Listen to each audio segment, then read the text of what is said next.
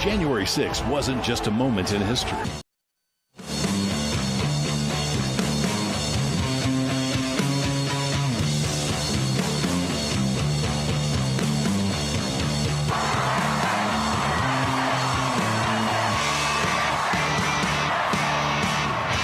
The Charlie Kirk Show starts now.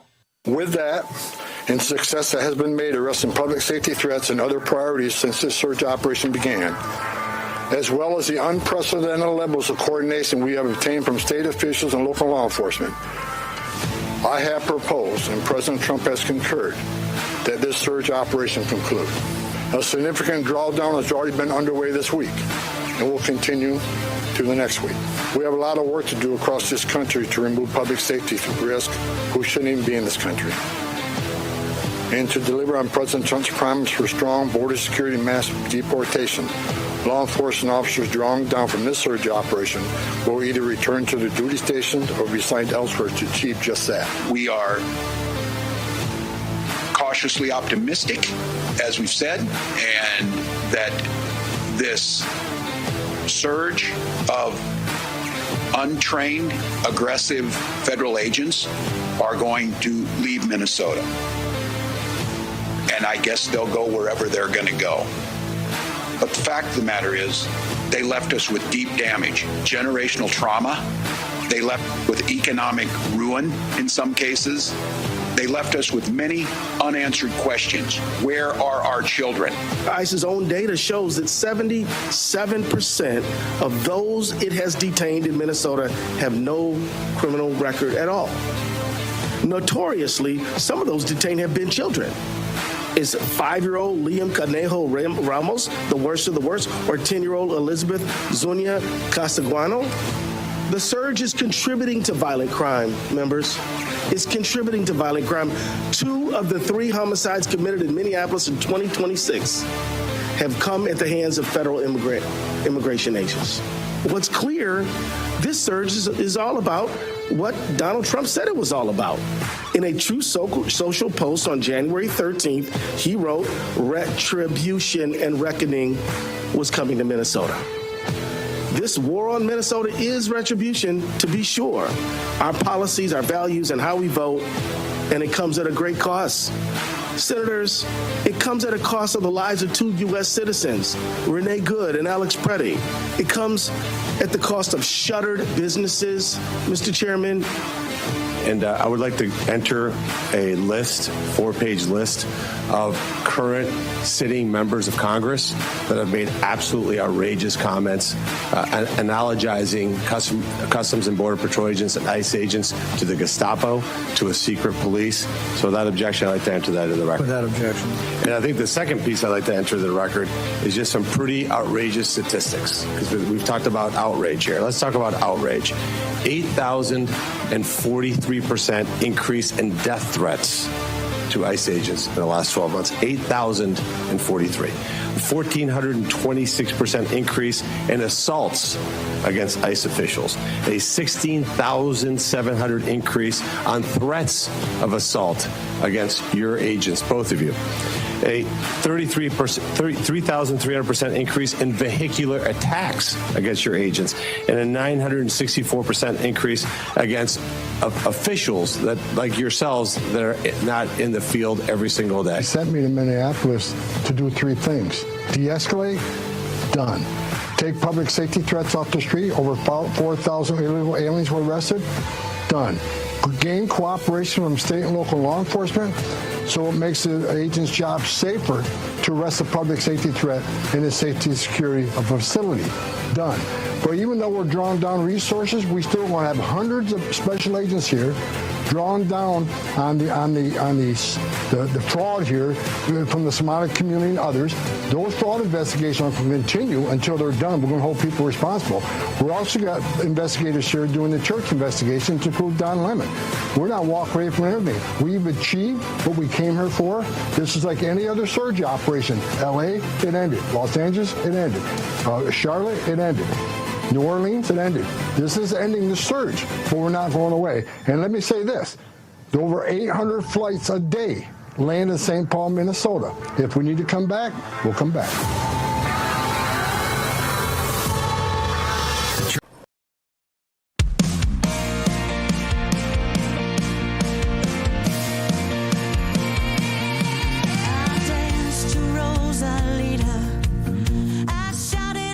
From powerhouse vocalist Natasha Owens, known for standout singles like Trump One and Somali Waltz, comes her brand new release, The Boss, released on Real America's Music. This is the direct response to Bruce Springsteen's recent release, The Streets of Minneapolis. While Springsteen once branded himself as a voice of the working class, The Boss gives a voice to everyday Americans and reminds listeners who truly shapes the future. The Real America's Voice audience has the power to move charts and shake the industry.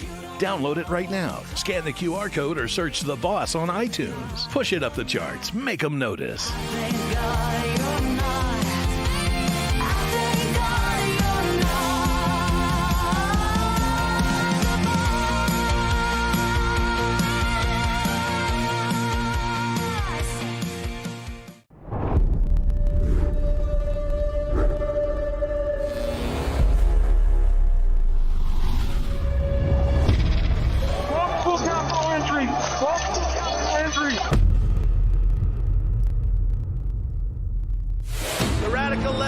Exactly what they're doing. They want to steal the election. We're going to walk down Pennsylvania Avenue, and we're going to the Capitol. Every day, there's a battle for your mind raging. Information coming from every angle with the will to deceive. Fear not. You found the place for truth. The voice of a generation that still has the will to believe in the greatest country in the history of the world. This is the Charlie Kirk Show. Buckle up. Here we go. All right. Welcome to the Charlie Kirk Show. It's Friday, February 13th. It's an ominous sign, isn't it? Here at the Bitcoin.com studios. Yeah, there's like two of those a year. Yeah, well, listen, Friday the 13th, it's a thing. Here at the Bitcoin.com studios in Phoenix, Arizona, your one-stop shop to buy, sell, and trade Bitcoin. Check them out today. We wanted to start off the show. We're going to have Sagar and Jetty joining us in the second half of this hour, and then we've got the Ask Us Anything in hour two. So please, if you want to participate in that, go to members.charliekirk.com, sign up today. You help us keep the lights on. We love you guys. Ask Us Anything, hour two. We want to start off today with the nomination of Jeremy Carl in the Senate. Yes. As the Assistant Secretary of State for International Organizations, also referred to as Assistant Secretary of State. It's basically one of our guys who goes to the UN. And if that sounds like an odd thing to focus on, it's not, because one of our roles with this show, one of the roles we have with Turning Point USA, is we want to perpetuate Charlie's legacy. And one of the most immediate legacies he has is the people he fought to put in the administration, that he campaigned for. These are some of my favorite people. Give them a job in the administration. We've had Sarah Rogers on the show. She's one of the people he really wanted. She's a superstar, by the way. She's amazing. Well, we're going to be having her on again soon. She's all sorts of excitement. Can I just say, I literally just did an interview with Politico before the show started, talking about Nate Morris in Kentucky and about how Charlie's endorsement of Nate is still propelling him forward in that race. So it looms large, and yes, to your point, this is an important one here with Jeremy Carl. Yeah, so Jeremy's another one he wanted. He was a frequent guest in our show. He was the author of The Unprotected Class, which is one of those really strong, calling out how anti-white racism has become this pervasive thing in America. 538, if you want to show that up. Not allowed to talk about it, but he did. And for that, he's been facing persecution, because he went before a Senate panel and had these parasites trash him for doing this. So this is a clip from yesterday. Senator Chris Murphy. Let's play clip 550. Mr. Carl, I think it's just heartbreaking that you have been nominated for this position and that you've reached a panel before the United States Senate. One of the things you have said is that anti-white discrimination is the most pervasive and politically salient form of racism today. Certainly, this is my belief. I'm not running away from that. I think that while, of course, all races in different contexts can be subject to really severe discrimination, that when we look at our legal structures, white Americans are often very disfavored in overt ways. Which is objectively true. It's completely the stance of this show. Yes, certainly. And in California right now, they're fighting to change their law to be explicit. Oh, can we actually legally discriminate against white people? It's too hard for us to do it, in the shadows. But in plenty of other states, it is explicitly legal. In our federal government, they've been doing it for ages, and they've been throwing temper tantrums at the Trump administration's attempts to roll it back.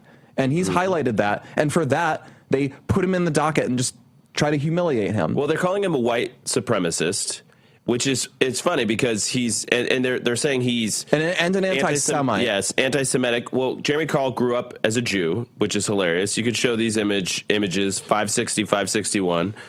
So this is Senator Rosen. The Jews love to see themselves as oppressed, is what he said. 561. A post-feminist world, America is one of falling fertility, rapidly rising out-of-wedlock births, religious collapse, and an explosion of latchkey kids. All true. All true. All 100% true. And that's Shaheen, Senator Shaheen. I don't know what the heck the problem is. It's like they think saying the truth is somehow beyond the pale now. And what's funny is, what's the clip with Booker? This is a fun one. Well, actually, let's start here. 562. I think this is Senator Rosen. 562. Mr. Carl is infamous for deleting thousands of his past tweets, but deleting tweets doesn't delete the many recorded podcast interviews, public speeches, or editorials that he has done. As many of my colleagues have and will point out, Mr. Carl's vile anti-Semitic comments are very real, whether he tried to erase them or excuse them. Some may try to excuse Mr. Carl's remarks, claiming his words were taken out of context, that he never said them, and that his own heritage protects him from criticism. So let me be clear. Identity does not excuse anti-Semitism. Identity does not excuse racism. Identity does not excuse hateful rhetoric. Regardless of who says them, words matter, as my colleagues have said. And she goes on like that for about 2 minutes. And it's so disgusting to me because this is what they've fixated on. They're going to say this guy is an anti-Semite, so we can't appoint him to do President Trump's work at the UN, where, spoilers, one of the main things we do at the UN is we actually have to constantly fend off resolutions that they do to basically attack two groups. They love passing resolutions at the UN to attack Israel, and they love passing resolutions at the UN to attack like settler countries, which always include America. So they'll do these indigenous rights things, all of that. And he's made it very clear he's going to pursue that agenda. He obviously understands, as Charlie did, that a huge number of the attacks on Israel are ultimately attacks on Western civilization, attacks on white people, through that coded lens. And they fixate on him because he said things which Charlie himself did that are basically the constant fights over Israel often derail American politics and are not a good thing. That's what he said. Yeah, no, Jeremy Carl is a completely mainstream, America First, populist, conservative guy. There's nothing that stand out about Jeremy in the sort of ideological sense. The only thing stand out about him is that he's going to be extremely effective in setting right a lot of the wrongs of the sort of transatlantic sort of liberal hegemony, right? So here's one that I just love. This clip with Senator Cory Booker is just amazing. And we're going to prove just how stupid Senator Cory Booker is on the other side of this. 525. What do you mean when you say that you believe in the great replacement theory? Senator, thank you for that question. This refers to the intentional demographic replacement of Europeans in Europe. It was invented by Renaud Camus, who was a French scholar. You think there's an active effort to, quote unquote, replace Americans right now? Senator, I think the Democratic Party, through its immigration policies, has certainly shown signs of that. And I don't understand that. I don't understand that. There's a great tweet that went viral, and it's so good that so much discourse in America is just the left pretending not to understand things, because of course they understand it. They'll brag about this. They'll have their meetings and they'll say, okay guys, here's the countdown until white people aren't politically I mean, Gene Wu, you just had that thing. Hey guys, we're actually the majority in this area. We should just take over. Wajahat Ali, the mistake you made was letting us in the first place. There is literally hours of footage from just the 2000s of progressives going on television bragging about the browning of America and how we're going to turn everything Democrat Party. This was the promise of the Obama years, that the demographic shifts in America were going to deliver a permanent Democrat majority across the board because brown people vote Democrat. That was the whole point. There have been left-wing NGOs that have literally had a chart that's tracing out the white percentage of America in the future, and they highlight the year it goes below 50%. Yep. And so that's what's going on. And I want to just make sure we hit this in this segment, that Utah Senator John Curtis, a former Democrat, but somehow now got himself elected as a Republican, has said that for now he's opposing Jeremy Carl's nomination. His quote. After reviewing his record and participating in today's hearing, I'm not convinced that Jeremy Carl is the right person to represent our nation's best interests in international forums, and I find his anti-Israel views and insensitive remarks about Jews unbecoming of the position for which he has been nominated, Curtis tells Deseret News. So we got rid of Romney, and now we've got Tamu Romney here, John Curtis. So we're gonna hold our, most strident opposition to Mr. Curtis and hope he corrects course here. More on the other side of the break.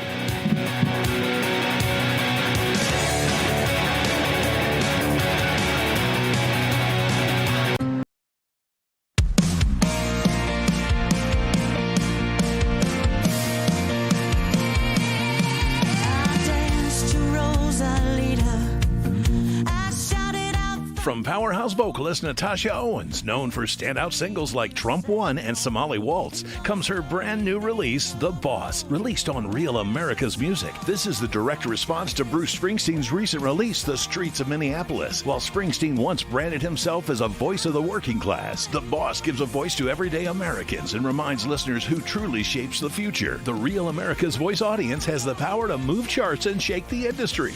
Download it right now. Scan the QR code or search The Boss on iTunes. Push it up the charts. Make them notice.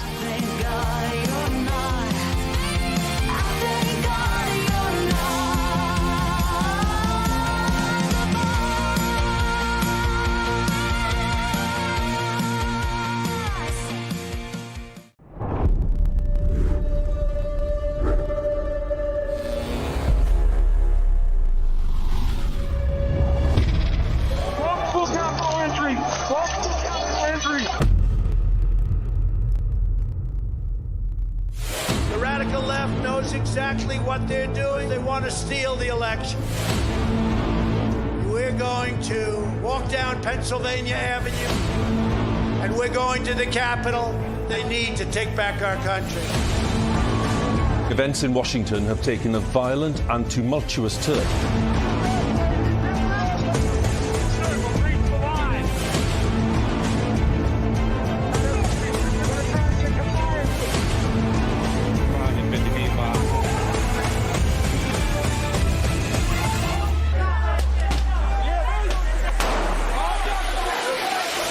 January 6th wasn't just a moment in history.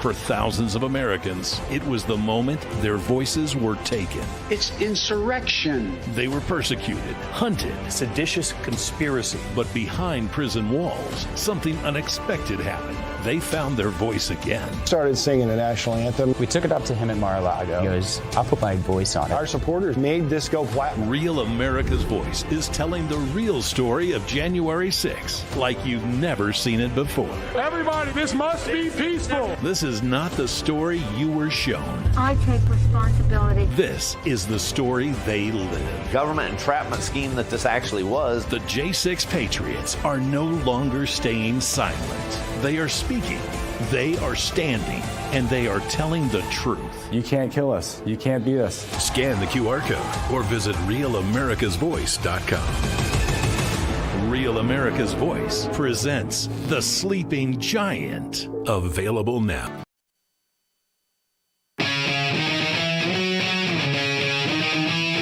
All right, welcome back to the Charlie Kirk Show. Listen, if you have been paying attention to the Charlie Kirk Show for any amount of time, you are going to know the name Y Refi. But we are all in with them, and you got to give them a call. I know there are some of you out there that know somebody, or you yourself are struggling with private student loan debt, which totals about $300 billion in this country, $45 billion of which is labeled as distressed default. Welcome back, everyone. We're breaking into coverage to take you to the nation's capital, where President Trump and the First Lady are set to leave for North Carolina. First, though, the president addressing the media. We've taken out hundreds of thousands of criminals out of our country. We have to protect our law enforcement. Are you talking to any Democrats, though? Are you hearing landslide from Mexico, Colombia, and Venezuela? What about it? Landslide. Are you planning? Don't worry about it. Do you still have a veto on Nouri al-Maliki to become the Iraqi prime minister? We're looking at a prime minister. We're going to see what's going to happen. We've got some ideas on it, but in the end, everybody needs the U.S. Everybody needs us. Are you planning to hold anyone accountable for the shutdown in El Paso? The second aircraft carrier that you decided to send. Yeah. Talk about why you made that choice. Well, in case we don't make a deal, we'll need it. If we don't have a deal, we'll need it. If we have a deal, we could cut it short. It'll be leaving very soon. We have one out there that just arrived. If we need it, we have it ready. A very big force. Mr. President, do you plan on holding anyone accountable? Negotiations, do you still demand Zelensky has to hold elections before summer? Well, Zelensky's going to have to get moving. Russia wants to make a deal, and Zelensky's going to have to get moving. Otherwise, he's going to miss a great opportunity. He has to move. Mr. President, are you going to hold anyone accountable for El Paso? President, are you personally involved in these negotiations overseas? Well, I will, but you have to remember, if you look at Homeland Security, if you look at what they've done, if you look at what ICE has done, or Border Patrol, we have the safest border in the history of our country. Nobody comes in other than if they come in legally. If you remember, just a little while ago, a year and a half ago, for a 4-year period, they allowed 25 million people in our country. Many of these people are murderers and drug dealers. A horrible thing. We've gotten a lot of them out. We now have the best records in the history of our country on crime. It was just announced our crime numbers are the best in 125 years. So I am here to protect law enforcement and our great police and ICE and Border Patrol and everybody. I'm here to protect them because they're protecting us. And the job they've done is incredible. Do you believe Prime Minister Netanyahu will receive a pardon? I do think so, yes. Are you satisfied with what's been known, Mr. President? Yeah, I do. Are you President? We have safe borders. We have low crime numbers. The answer is Mr. President, do you think anyone should be held accountable? You mean the way it happened? Yeah. People learn, people learn.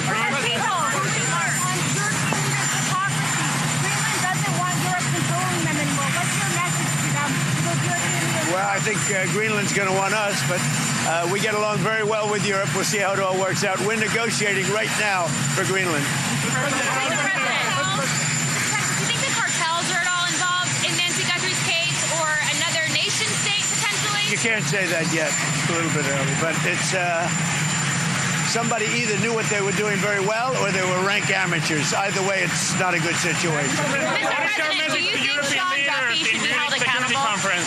Well, I have a great relationship with them. If it wasn't for me, they'd be paying 2% and not paying. Instead, they're paying 5% and they're paying. We have a very good relationship with NATO. Mr. President, how confident are you that our negotiations with Iran will be successful? I think they'll be successful, and if they're not, it's going to be a bad day for Iran. Very bad.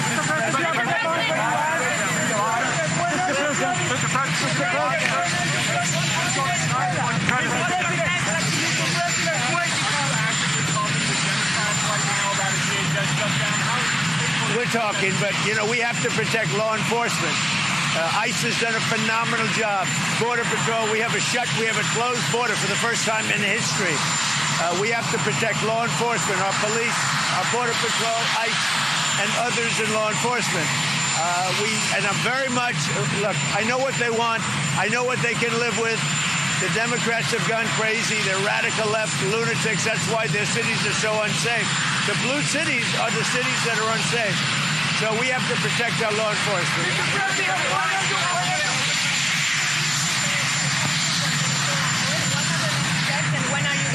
Well, we have a very good relationship with the president of Venezuela. As you know, we're working together very closely. We have our big oil companies going in. They're going to be taking out the oil and selling the oil for a lot of money, and Venezuela is going to get a big part of that money.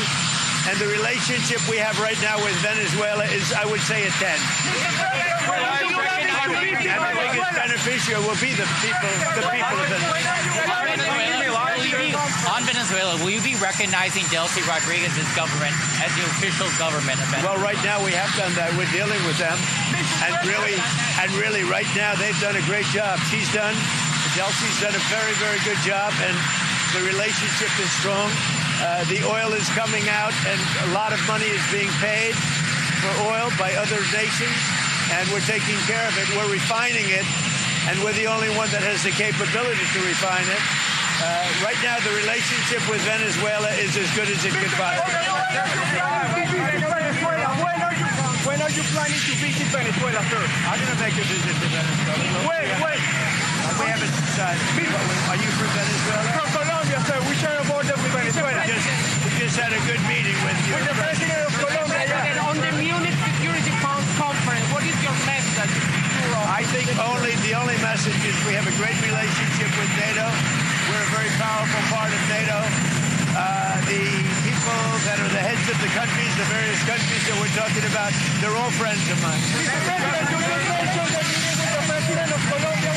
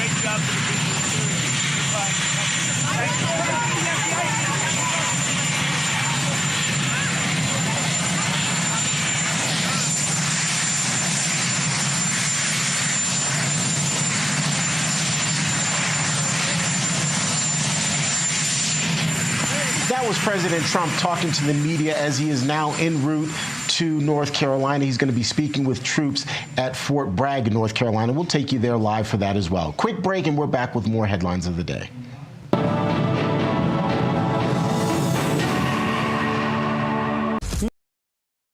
Hey folks, it's your friend John Rich. I co-founded Old Glory Bank because we heard too many stories about people getting canceled by their bank because they didn't agree with their politics.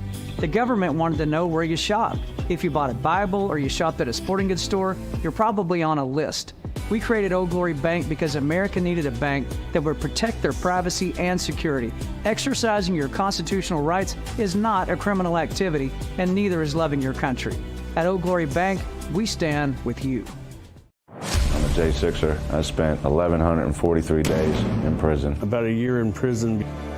We were prosecuted, persecuted. J6ers have been treated like terrorists. And we need your help. Stand in the Gap was founded to stand in the gap for J6ers working to rebuild their lives after being incarcerated. For just $10 or more, you can help these patriots get back on their feet again. Every dollar you give is being matched up to $50,000. Go now to j6support.com and donate today. Real America's Voice is growing, and now it's all in one place. Introducing the new and improved RAV app, built for access, community, and choice, not paywalls. Here's the key. RAV is still free to watch. No sign-in, no membership required. Your favorite live streams, breaking coverage, and video on demand are all right there. Free, just like always. For the War Room Posse, we have to be a force multiplier on this. We have to stick the landing. In the White House, in the Oval Office, you're crushing it, my friend. And if you want more, the members section is your backstage pass. Get exclusive behind-the-scenes photos and videos, insider moments from the studio and the field, and early access to new content before it goes public. Members can also unlock special experiences like virtual meet and greets, member-only auctions, and select event access, plus commercial-free viewing of certain shows inside the app. It's not just an app, it's a community. Download the RAV app today. Find it in the App Store and Google Play. This is Rashad from Boston, Massachusetts, and I love Real America's Voice. It is the best place for real news and content. Much love.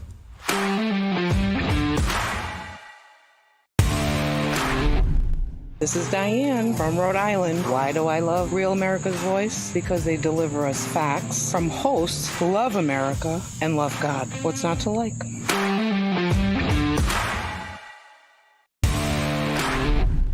My name is Phoebe, and I live in Florida. I love Real America's Voice. They truly speak for the people, and that's what real patriotism is all about.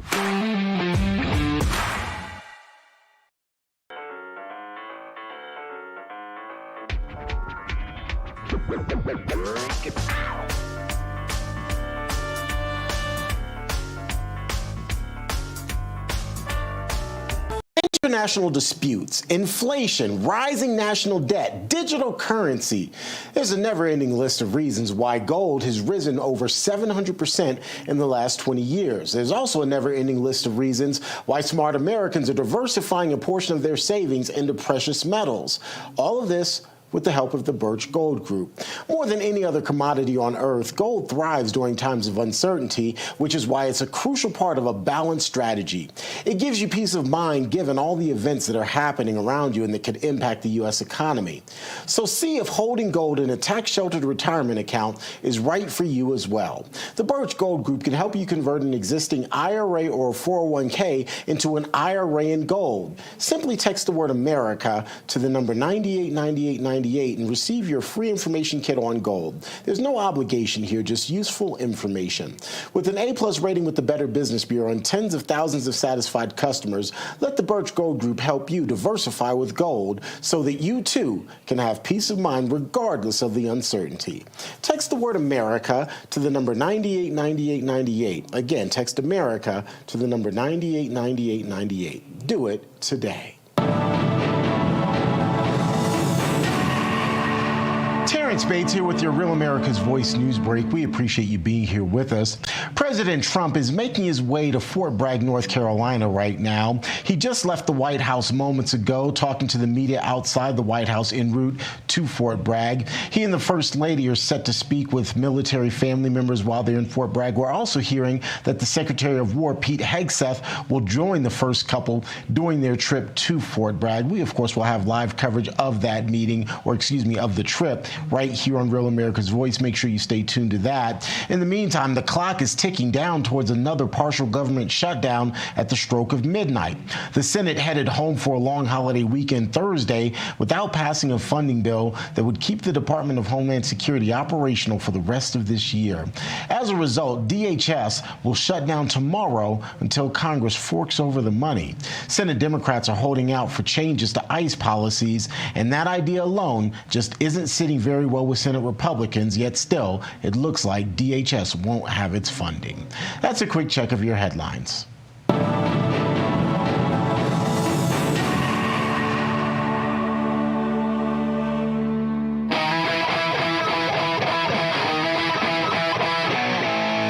Fact first.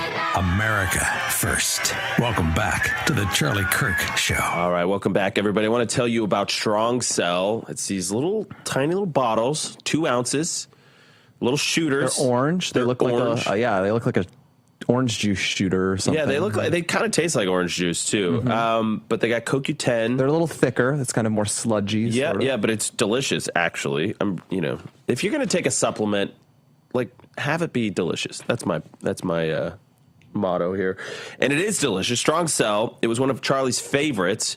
I remember when he got really into NADH, and it like if you are a biohacker, this is like the hot thing because it literally fuels your cells. It's what your mitochondria need to create energy, so it boosts your energy levels. And before, if you wanted NADH, you had to get an IV, get straight into the blood because it doesn't survive the stomach for whatever reason. But that's what makes Strong Cell different. Strong Cell has developed a proprietary delivery mechanism of this enzyme, NADH, so that it gets straight into your cells. It doesn't get broke down by the stomach.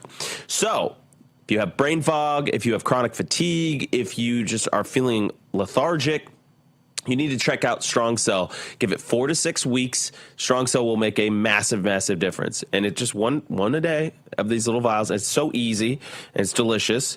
And you can now try it completely risk-free. They have a 90-day money-back guarantee, completely risk-free. Go to Strong Cell today at strongcell.com. Use promo code Charlie at checkout to save 20%. That's strongcell.com. And don't forget to use the promo code Charlie at checkout to save 20% off. And I know the guys that run that company, amazing company.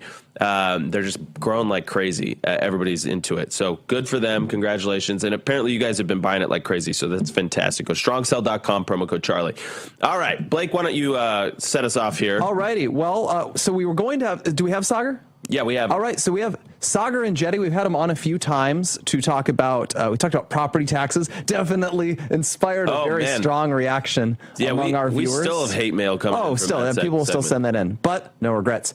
But he's also been a very vocal person. He was one of the ones, I would say over the last few years, one of the loudest voices against marijuana, which we also discussed with Alex Berenson yesterday. He was really one of the other ones beating the drum. He had a very viral tweet pointing out the sheer number of people who've gotten addicted to marijuana. And then he's really getting vindicated because now with the New York Times coming out and some others admitting actually the rush to legalizing it and subsidizing it. So he gets to take a bow. Putting it everyone, big mistake. Sagar, are you there? Yeah, take a little victory lap here for a second. Thank you very much, gentlemen. Look, it's not a victory lap because a victory lap for me is a tragedy for our country. We have, millions, tens of millions, almost 5% of the U.S. population, a significant part of our adult population, which is using marijuana, high potency marijuana on a daily basis. This is lobotomizing a significant portion of our population. It lowers IQ, it lowers testosterone, it's dangerous for pregnant women. I mean, we could go down so many of the lists. The number one pushback that I get, and I will say, gentlemen, you may find this shocking. I have spoken about the most controversial issues of the time, ICE, BLM and everything. I have received hate mail many times, daylight savings, property tax, as you said. Nothing inspires more hatred for me personally than talking about the ills of marijuana. And in particular, the one I hear the most is about so-called medical benefits. I need to remind everyone that a massive study just came out, not even 3 months ago, written up by the New York Times, by JAMA, major medical journals, that shows that all of the claims, almost all the claims about medical marijuana are completely fake. And I think that what's something very insidious and dangerous about this drug is the worship of it by many of its users. People who are alcoholics do not try to justify their alcohol use by saying that it's curing them. It's a shameful activity. And frankly, I think it should be. Like, if you need to drink every single day to function, like, you have a real problem. And I think that exactly the same thing with marijuana, except its proponents will say that there's nothing wrong with that. Our cultural norms around marijuana are encouraging high potency indulgence by huge segments of our population. There is no proper regulation. And unfortunately, a significant part of both bipartisan America are being seduced by what is now big weed. I mean, these people make big tobacco look like choir boys with the way that they have been lobbying not only this administration, but others to get Americans as hooked on this drug as possible and to keep out responsible voices who are warning about its problems, just like Alex Berenson did with Tell Your Children, which I highly recommend. If you are a parent, you need to buy that book. You need to read it and you need to keep your kids away from this substance. Now, Sagar, so we agree with you, but we get a lot of emails. We got several just yesterday. We got a lot of hate mail yesterday. Hate mail, but also people, we had the ones who said, I got cancer or I have cancer and I take it and I think it helps with it a great deal. Do you think those stories are authentic, or do you think they're confusing maybe other medical effects with marijuana? Yeah, I mean, Blake, as we've said, the anecdata is not data, and the actual medical review of these claims does not hold scrutiny. And by the way, one of the biggest pushbacks I get is like, why don't you talk about alcohol? I don't drink alcohol. I believe Charlie stayed away from it as well. We all talked about that previously, and I'll happily talk about some of the dangers of that. But again, alcoholics are not trying to justify their alcohol use. One of the things I've also warned about, there was a more recent study, I believe it was out of the state of Ohio or Michigan. I need to go back and to check, but it did show that a significant portion of driver deaths, whenever they checked their blood, had high levels of THC, such potent enough for them to cause impairment in driving. People who, go after alcohol like to talk about correctly DWIs and impaired driving, but everybody seems to ignore that we have a significant enough cannabis crisis for people who are driving while high. I totally agree. Nobody is paying attention to these. So I would just say to that person, the same way I talk to people whenever I talk about the dangers of SSRIs. It may have made you feel as if it worked in that case, but in a longitudinal study, we see that it does not hold even close to the same benefit, let's say, of things with not even near the amount of danger like exercise and or diet. So these claims, while we can, take individually, when we study them in the long term, we see that on the whole, they do not hold up as promised. And look, like, not to get lewd, but just yesterday, as a joke, I was tweeting about cannabis suppositories, which I did not know was a thing. And so that's a thing. It's extremely high potent. And, the criticism I got is like, you're making fun of cancer patients. And I went to the website, which is selling these cannabis suppositories. And what's the very first thing that it says? A discrete ways to use cannabis, right? Like, even the sellers are in on the joke. Like, they use medical marijuana as a claim to try and give it some veneer of health, when in reality, this is about addiction. And it's a tragic story. Marijuana is not a costless drug. I highly recommend people, read Alex Berenson's book about psychosis. Check out Andrew Huberman's work on the topic as well. It's ruining your sleep. If you're a young man in particular, if you want to have a family, its effect on testosterone, on your ability to have children, people are not telling you the truth. And then similarly with a lot of pregnant women, every pregnant woman in America knows you should stay away from alcohol. Unfortunately, because of this medical worship culture around marijuana, they are using marijuana in some cases for pain relief or others because they believe the propaganda of costlessness, and it is already causing problems for children in the womb, not to mention the explosion of something called cannabis hyperemesis syndrome, which you can all look up. Scromiting is an effect where you're just like significantly vomiting. People, children, teenagers, and others who are vaping this very high potency drug, ask any ER doctor in your life. They will know exactly what I am talking about. This is a crisis. It's a full-blown crisis. Yeah, well, I think. Yeah, I was going to say that the two things that hit me, what you're talking about, Sager, is the driving while high. This is, high school kids, this is a famous thing for high school kids. They think it's like a joke. So I think you're absolutely right. We should make progress on passing laws that, maybe we already have them, but like actually enforcing them. So that's one thing. Young men and the schizophrenia thing. You saw the Brett Cooper tweet that went viral. That's another, because the THC is so much more potent now than it was, back in the 60s and 70s. Here's the last pushback that we got as far as emails yesterday. And by the way, people, feel free to email us, freedom@charliekirk.com. Give us your thoughts. I know a lot of you disagree with this. There's a libertarian streak in the conservative movement, especially when it comes to marijuana. They say, hey, listen, these things are all legal. Cigarettes, drinking, marijuana should be considered the same. What is your pushback directly to that libertarian? Like, just don't get off my lawn, government. Don't tell me what to do. Leave me alone.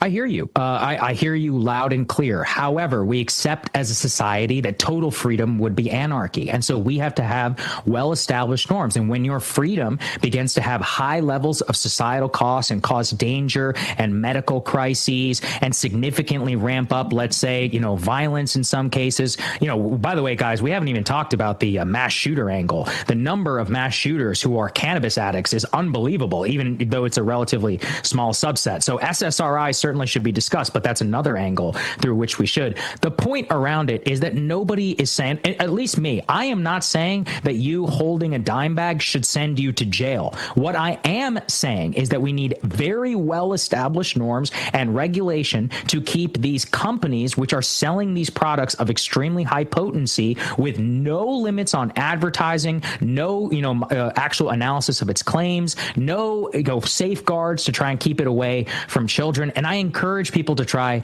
and to think in that way. This is a normative conversation in the beginning. Like, really what I'm talking about here is culture, perhaps more than anything. The same way that we have, conquered smoking in the United States largely, same with drinking at some of the higher echelons of society. We've seen drinking come down significantly. We need to do the same thing with weed. Simply alcohol is not at all in long term. We might have to work on that connection, sorry, but no worries. Yeah, I'm just thinking about the tragedy of, like, because we had that peak where, actually marijuana is great, and in fact it has health benefits. If anything, there's I'm thinking no drawbacks when we started to legalize it, it wasn't even just it's legal now. Democrats were having these bills to subsidize it, so like former convicted drug dealers, like black Americans, could open their own weed stores, so we could have as many weed stores as possible in low-income neighborhoods. And I'm just thinking, we're going to look back at this in 10 years, 15, 20, and that will be the new argument they use to prove why America is racist. They'll say, not only did they legalize weed, they subsidized putting weed into black neighborhoods. Yeah. And it's going to be so hard to explain. Well, no, actually, that is what liberals were doing as a do-gooder thing. You know, I'm thinking like Tyler Robinson and his like Lance Twiggs. Yes, the shooter in Tumbler Ridge the other day apparently was taking a bunch of it. You think about the delivery mechanisms of modern weed with vaping versus, you go back into your mind, like what the hippies were doing. It's like the hippies would get around a bong, and it would be like, they had like an actual plant. They took off some mountain, and now it's. But it was like it took a lot more effort, right? To get around, you had to, get it all ready. And now it's like, you're just sitting on the couch watching TV vaping. And it's just and by the way, the dosage is so much higher. It's like it's so much easier to make it a chronic, repeat kind of like usage thing. It becomes much more habitual. We are going to pivot with Sager into Epstein. You're going to not want to miss that. We'll be right back.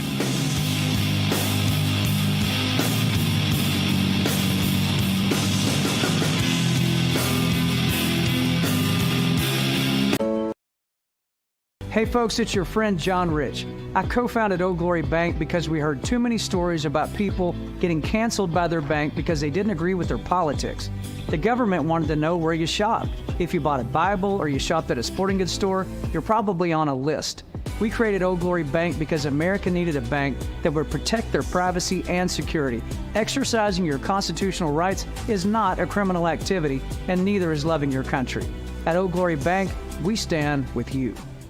I'm a J6er. I spent 1,143 days in prison. About a year in prison.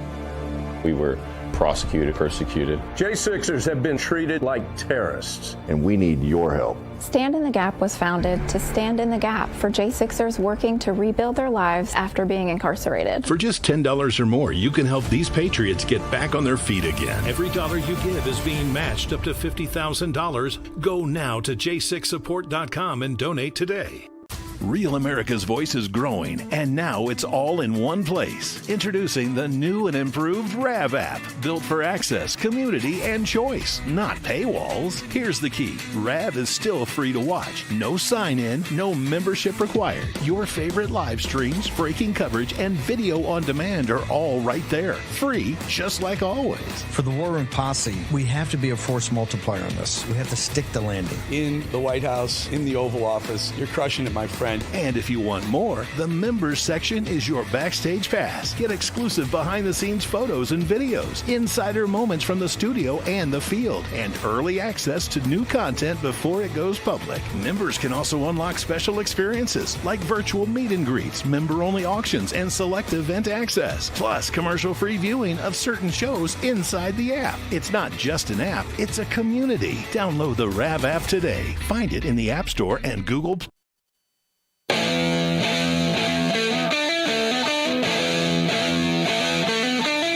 But another component of all of this, which cannot be lost, is that when marijuana is legalized, you invite corporate actors that are very, very good at making things addictive. The operative question, the most important question, will more people using weed make America a stronger, better, happier, more joyful country 50 years from now, or less so?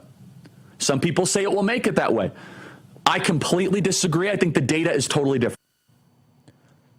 That was Charlie on the marijuana threat. Yep. We obviously want to highlight that because he was a big fighter, even when it was super unpopular. Man, the emails he would get. You guys were mean to him when he was... He was always a warrior. He didn't care if he took a bunch of hate for it. But we want to pivot into another topic because Sagar's very good on this one as well.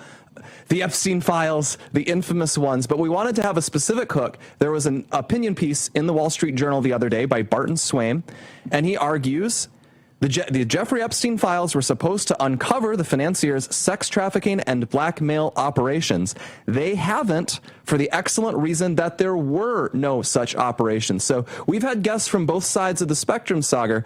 Some arguing, actually, one argue the real villain in this story, he says, is Virginia Giuffre herself, that she was a fabulist and she kind of created the big conspiracy theories out of nothing. Well, and like Epstein's sleazy. Epstein might be sleazy. He did like underage girls, but that was the limit of what his wrongdoing was. Now, I know you have generally been a believer in, we'll call it the big tent Epstein theory, that there is a lot that is still hidden, a lot to be found. So what are you currently thinking with all the files that have been released? I understand that argument. However, I often find that they're arguing against a straw man, as if that was the only claim, let's say, in the Big Ten community.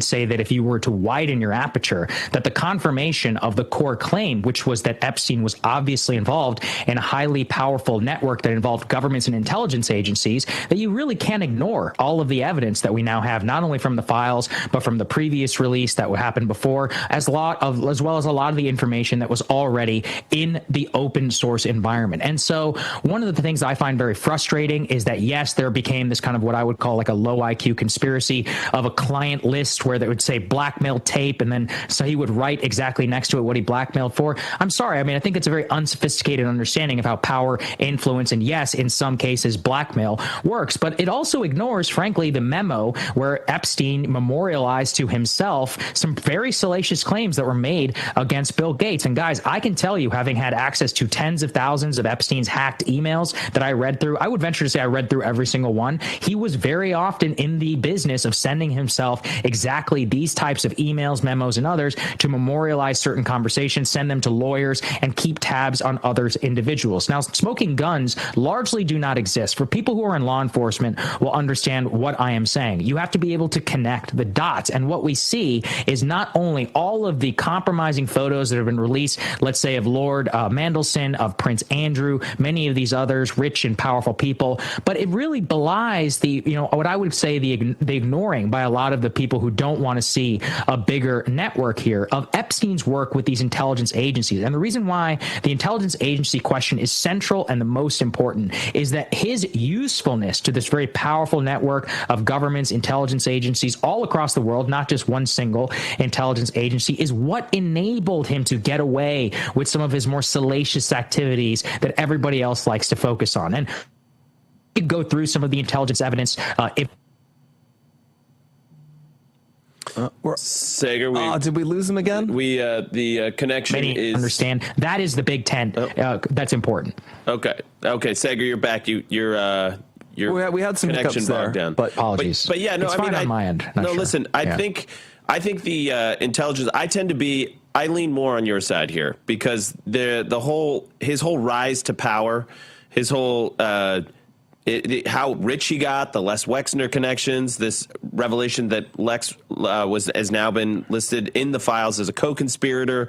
The question about when are we going to see indictments? We were told actually yesterday by Chip Roy that he asked Pam Bondi specifically if some of these other investigations are ongoing and can we expect some indictments. Apparently, yes is the answer, that they're working on the co-conspirators. But I tend to think that he was connected to Intel, and I agree. There's this, I think, a low IQ take on what that means. It's like, here's your $10 million. Now, send these arms shipments over here, and then we're going to bury it over here. People think of it in very black and white terms. He was very good at insinuating, at reminding people of what he knew, that he was keeping tabs on everything. And it's a soft power. And you're right. It enabled him to get away with this really gross lifestyle over the years that was people kind of turned the other cheek to. So I tend to agree that I think he was connected internationally. I think he had a power play, but I do tend to think that the sex thing, which is what a lot of people hang their hat on, is probably less salacious than people want to believe, because Virginia Giuffre was the one that recruited a lot of these young women, underage women, and they were taught to tell Jeffrey Epstein, oh, I'm 18 and everything's fine, and put on makeup and dress a certain way.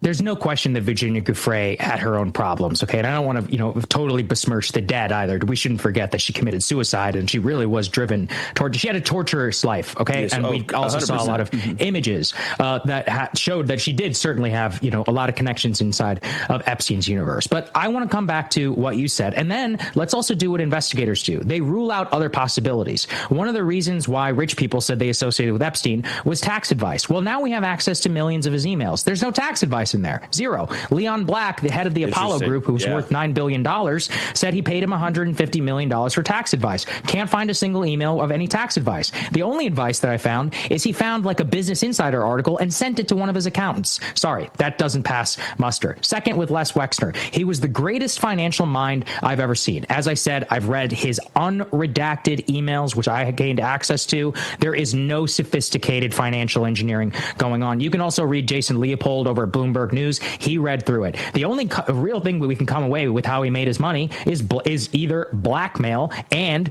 other types of criminality. For example, what is UK politics exploding over right now? Insider trading over being given a heads up by Lord Mandelson about an upcoming bailout. Similarly, trading information, let's say with Prince Andrew, who at the time was the UK trade advisor. That is the actual glimpse into how he made his money. But remember, the intelligence connection is important because it goes to the beginning. This is a person with a fake Austrian passport at the height of the Cold War, long before he is a multi-millionaire or even a billionaire. Vienna, by the way, was what? The capital of spies and the nexus of East and West. This is a person in a relationship with the Khashoggi family, with the Lease family, who are at the heart and center of Iran-Contra. This is a person who was involved in $100 million Ponzi schemes, in some cases stealing some of the money from there, and an expert in money laundering, moving money across the globe, which is what enabled these arms deals with Israel, with the Cote d'Ivoire, with Russia, with everything. That is his expertise. Yeah.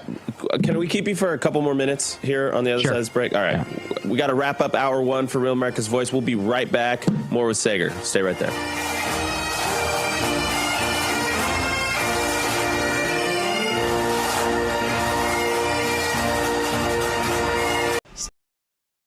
Hey folks, it's your friend John Rich. I co-founded Old Glory Bank because we heard too many stories about people getting canceled by their bank because they didn't agree with their politics. The government wanted to know where you shopped. If you bought a Bible or you shopped at a sporting goods store, you're probably on a list. We created Old Glory Bank because America needed a bank that would protect their privacy and security. Exercising your constitutional rights is not a criminal activity, and neither is loving your country.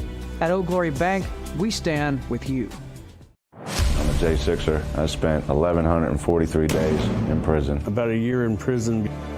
We were prosecuted, persecuted. J6ers have been treated like terrorists. And we need your help. Stand in the Gap was founded to stand in the gap for J6ers working to rebuild their lives after being incarcerated. For just $10 or more, you can help these patriots get back on their feet again. Every dollar you give is being matched up to $50,000. Go now to j6support.com and donate today. Real America's Voice is growing, and now it's all in one place. Introducing the new and improved RAV app, built for access, community, and choice, not paywalls. Here's the key. RAV is still free to watch. No sign-in, no membership required. Your favorite live streams, breaking coverage, and video on demand are all right there. Free, just like always. For the War Room Posse, we have to be a force multiplier on this. We have to stick the landing. In the White House, in the Oval Office, you're crushing it, my friend. And if you want more, the members section is your backstage pass. Get exclusive behind-the-scenes photos and videos, insider moments from the studio and the field, and early access to new content before it goes public. Members can also unlock special experiences like virtual meet and greets, member-only auctions, and select event access, plus commercial-free viewing of certain shows inside the app. It's not just an app, it's a community. Download the RAV app today. Find it in the App Store and Google Play.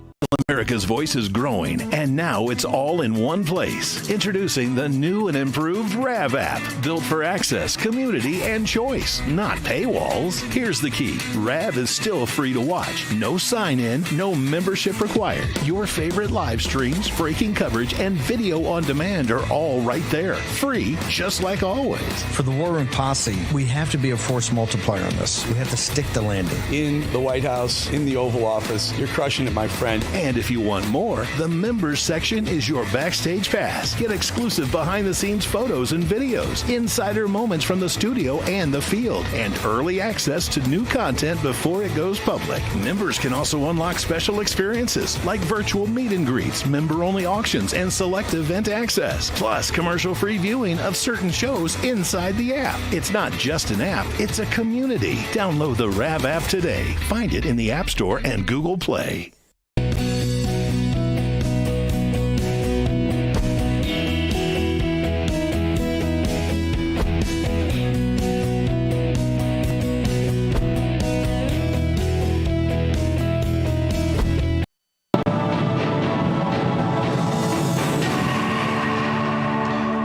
To this Real America's Voice news break. I'm Terrence Bates.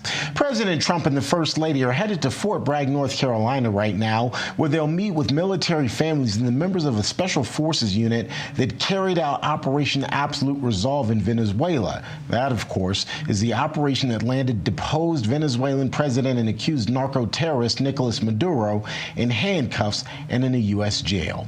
Real America's Voice correspondent and host of Breaking Point, David Zier, already at Fort Bragg right now. He joins us live with the very latest. David, good afternoon to you. Hi, good afternoon, Terrence. Yes, we got some confirmation that it's wheels up for Donald Trump in the air with FLOTUS. Melania Trump scheduled to come here and speak at 1:30 p.m. Eastern Time to the airborne troops here on the ground at Fort Bragg. But we hear that he's going to speak with the Delta operators who will not be seen in public. Of course, Delta Force formed in 1977, almost 50 years old. They helped capture Saddam Hussein. They took out al-Baghdadi in 2019. They killed ISIS leader Abu Sayyaf. They've been very active and very successful here. And also, you know, you have to keep in mind that if things go south with the Iran talks, that troops from here, 82nd Airborne, 18th Airborne, Pope Air Base, which is neighboring here, which is kind of meshed with the 82nd Airborne, can deliver troops anywhere in the world within 18 hours, could be deployed for special operations as we have our second carrier group, the USS Gerald Ford, steaming over there. So we'll see where that goes here. But this place has a rich history, Terrence. The 18th Airborne out of here, U.S. Army Special Operations, Delta, JSOC, the Joint Special Operations Command here, SOCOM, which was, you know, came out of the Desert One and Operation Eagle Claw, which was aborted to rescue our hostages in Iran when we had that plane and helicopter crash at the FARP, the forward refueling post accident there. And SOCOM was born out of that, where they can dip into any service anytime and coordinated strikes around the globe. And just to add, you know, the strike here in Venezuela was probably the most sophisticated one in our history, according to Pete Hegseth. And with 160 aircraft, 35 helicopters, Delta operators on the ground, they came in, finished the mission, high tech, taking out their radar defenses with their complicated Russian SAM, 400 defense systems. They never knew we were coming. We were in and out of there, and intelligence on the ground helped us develop that since 2020. So Trump is here to congratulate the troops for doing that. Again, maybe meeting with Delta operators here, and it's an exciting day on the ground for Fort Bragg. This place is amazing. We got the best soldiers in the country here. Absolutely. You mentioned Pete Hegseth. Will he be on hand as well? I heard that Secretary of War Pete Hegseth will be coming to Fort Bragg. I don't know if he'll be in this speech and ceremony here. We'll keep you posted if we get that information. But we do know that Trump is either landing soon or has landed and will be on his way up here probably in the next half an hour. The troops are excited. We got about 500 airborne troops here. Salt of the the earth people. We're at the paratrooper training facility over here. We got the flight line behind us where they jump out of the C-17s and load up on the C-130s to jump, and the training facility on the other side of the building with a mock door and a mock setup for the newbies. Just salt of the earth people here. Absolutely. 30 seconds. Fort Bragg is really home to the best of the best. You mentioned Delta Force. There are Rangers who are stationed there. There's the 81st Air Force, 82nd Airborne. This is really home to the best of the best.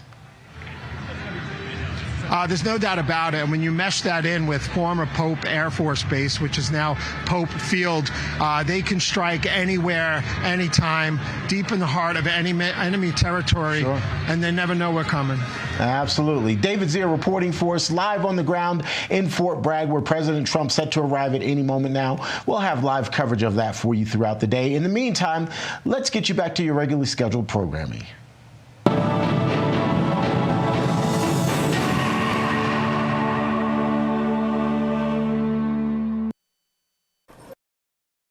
Hey folks, it's your friend John Rich. I co-founded Old Glory Bank because we heard too many stories about people getting canceled by their bank because they didn't agree with their politics.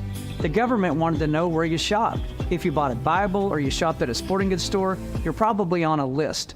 We created Old Glory Bank because America needed a bank that would protect their privacy and security. Exercising your constitutional rights is not a criminal activity, and neither is loving your country. At Old Glory Bank, we stand with you. I'm a J6er. I spent 1,143 days in prison. About a year in prison.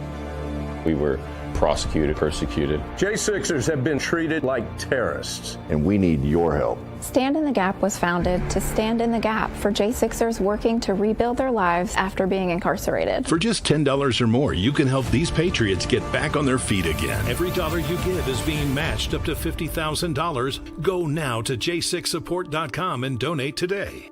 Real America's Voice is growing, and now it's all in one place. Introducing the new and improved RAV app, built for access, community, and choice, not paywalls. Here's the key. RAV is still free to watch. No sign-in, no membership required. Your favorite live streams, breaking coverage, and video on demand are all right there. Free, just like always. For the War Room Posse, we have to be a force multiplier on this. We have to stick the landing. In the White House, in the Oval Office.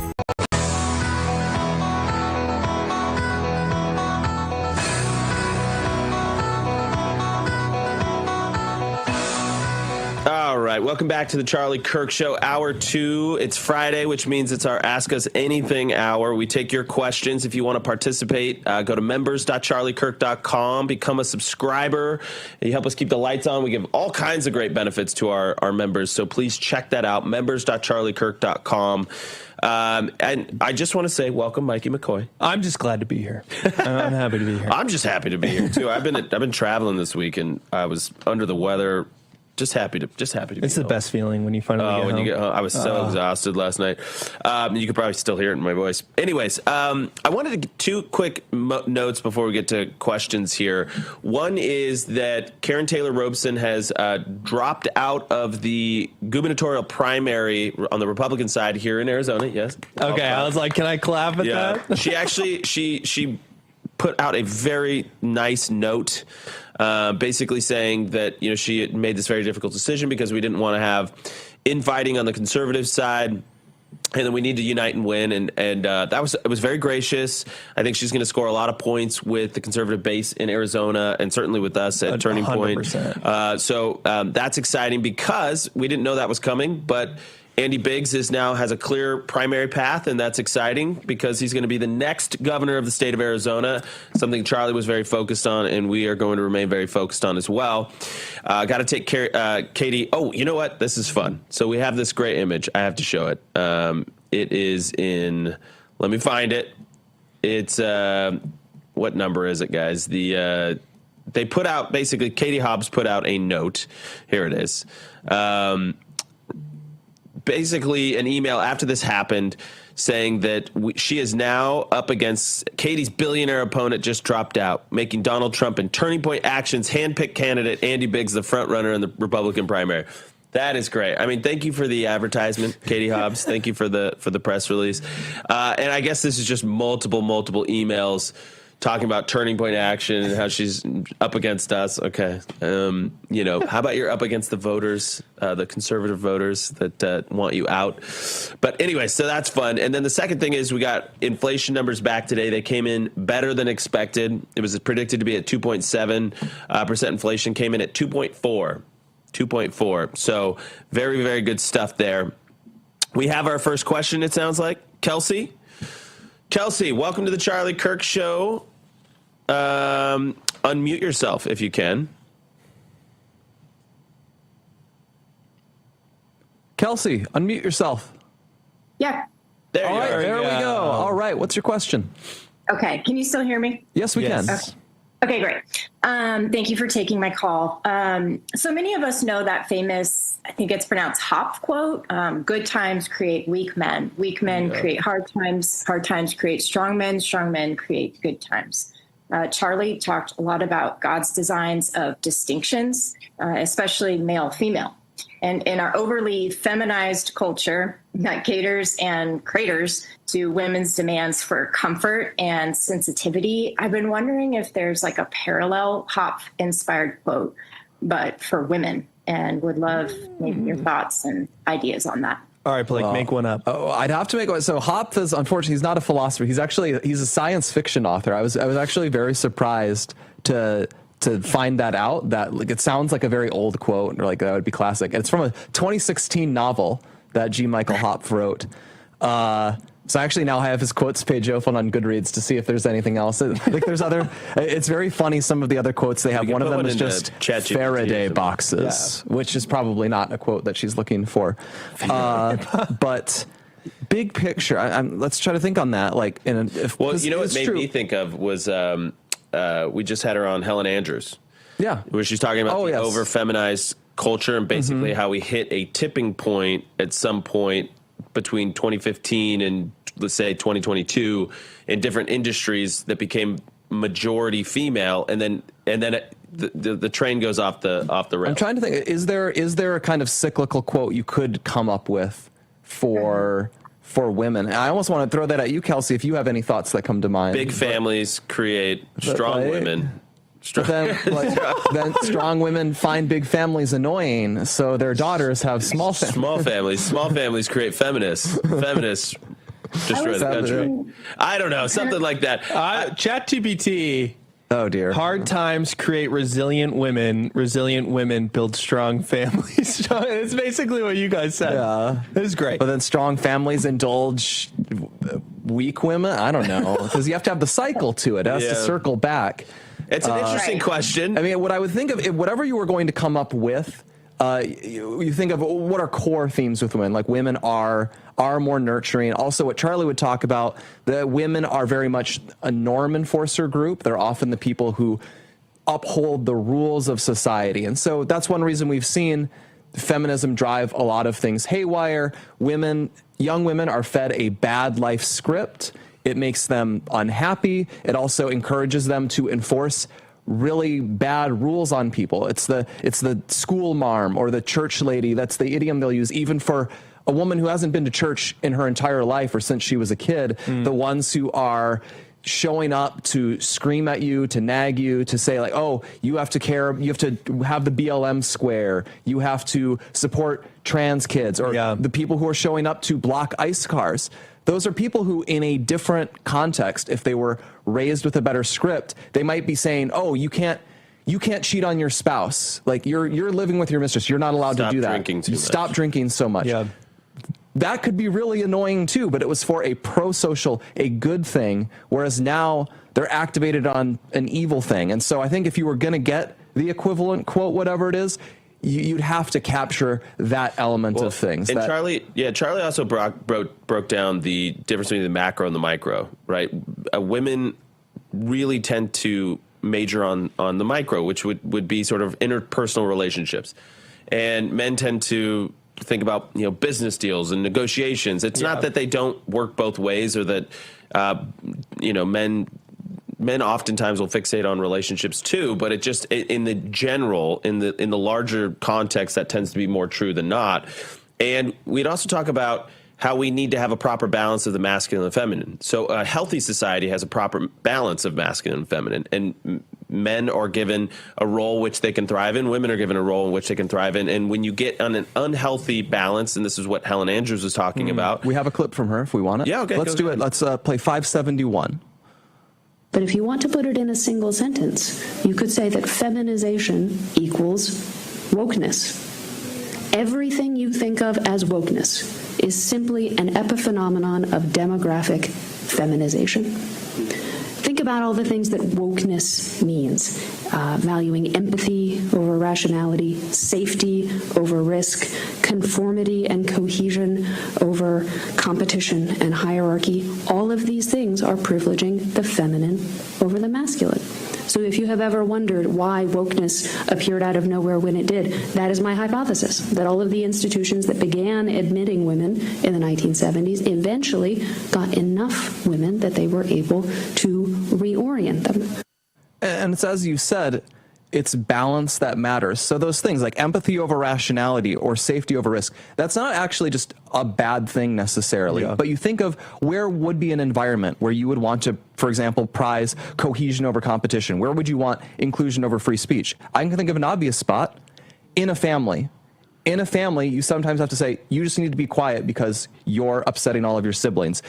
In a family, we need safety. We're not recklessly doing dangerous things. In a family, sometimes we're not fully rational. We have to care about loving each other above everything.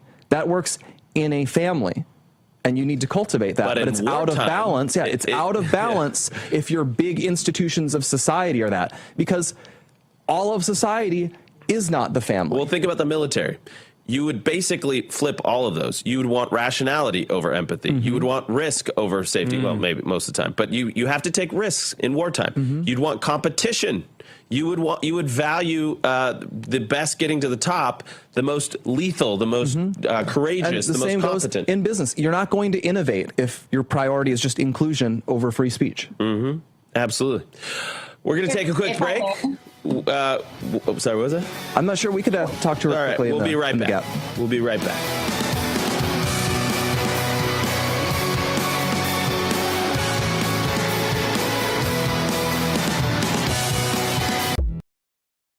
Hey folks, it's your friend John Rich.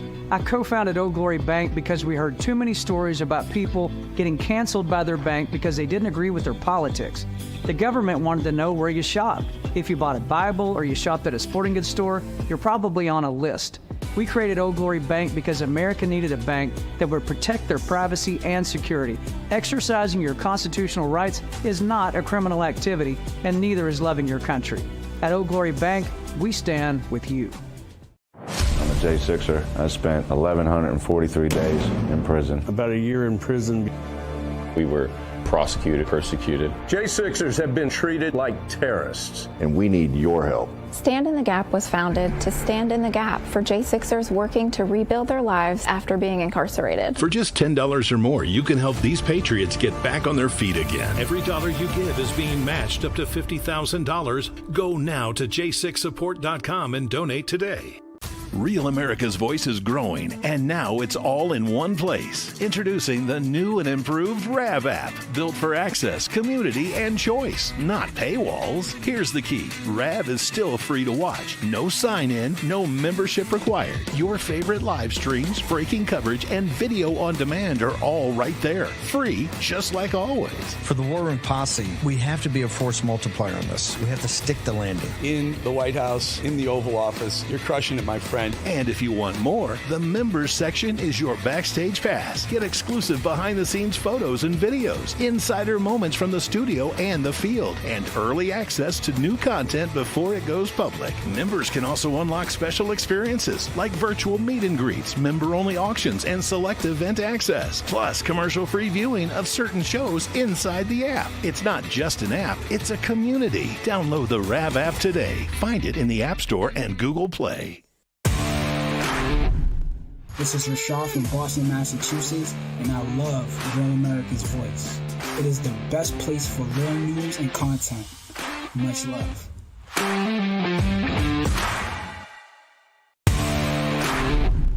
This is Diane from Rhode Island. Why do I love Real America's Voice? Because they deliver us facts from hosts who love America and love God. What's not to like?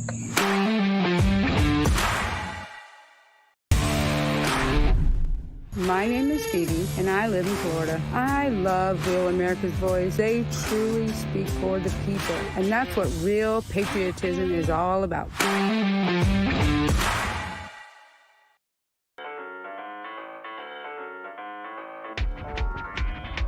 All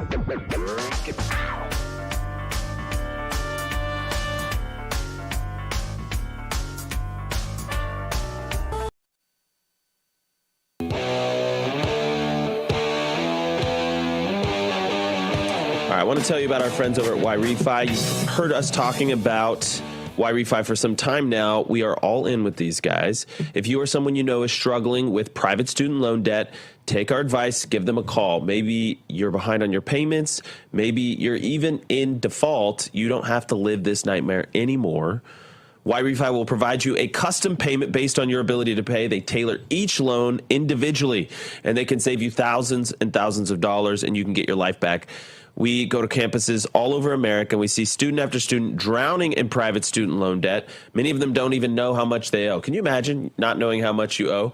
YRefi can help. Just go to YRefi.com. That's the letter Y, then REFY.com. And remember, YRefi doesn't care what your credit score is. Just go to YRefi.com and tell them that your friend Andrew and Mikey and Blake sent you.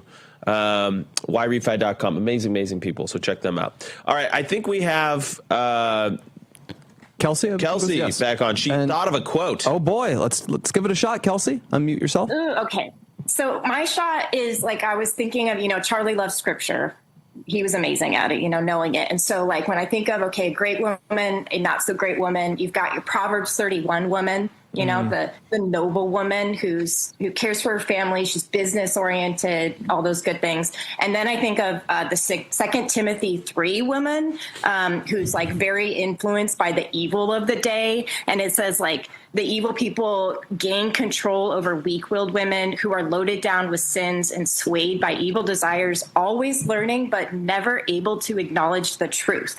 Dang. So maybe like peaceful times create weak-willed women create hard times create noble women, noble time create peaceful times. Noble women. Wow. That's could be. Proverbs 31 women. That was great. I like Andrew's going to tweet that. I always learning, but never willing to acknowledge the truth. I'm just thinking of the the ones who get a little too many grad degrees. I mean, listen, I have like 14 examples in my mind as soon as she started talking about that. Yeah. Well, listen, that was well done, and so thank you for that, and thank you for calling in. And I think we have Anthony next. Anthony, welcome back to the show. What's up, guys? Howdy, hey, man. You're becoming quite the regular.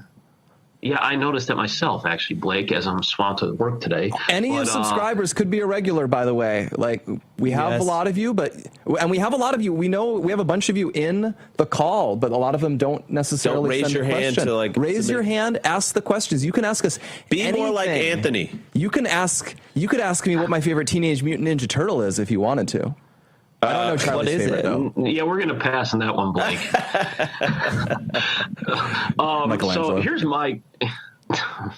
So here's my question, guys. We see two styles of the GOP party. We have the old regime, and it even goes down into the local communities, and we have the new style. So I went to my county's GOP meeting, committee meeting to pick who's running for office for local elections in Congress and state and stuff. It's all the same old cronies. I'm sorry to use that term, but and what I saw is I asked someone who I know there very well if any of these people will win, and the answer I was told was no, because they don't want to change the way they do stuff, and they just keep recycling the same style of campaign and whatnot. Like the communications person for our thing, they sat on the stage and took photos from behind when people were giving their speeches saying, hey, thank you for picking me to be your nominee. how do we fix this? Because it's never. Anthony, are you talking about like local positions within your county GOP or something like that? Yeah, but so my county is also a district for Congress.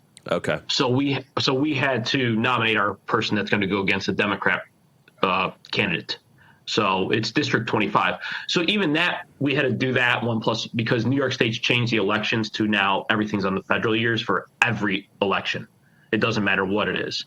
So like, how do you get the old party to start letting the new party come in to work things to make it better to try to win? Yeah, this is a huge problem. I've talked about this with Tyler Boyer a lot. So if you go to like a local county GOP, you will come in and there's people that have been there for years, like decades. Yeah. And these guys have never missed a meeting. They're usually, kind of your gray hairs. Yeah. And this is kind of what they live for.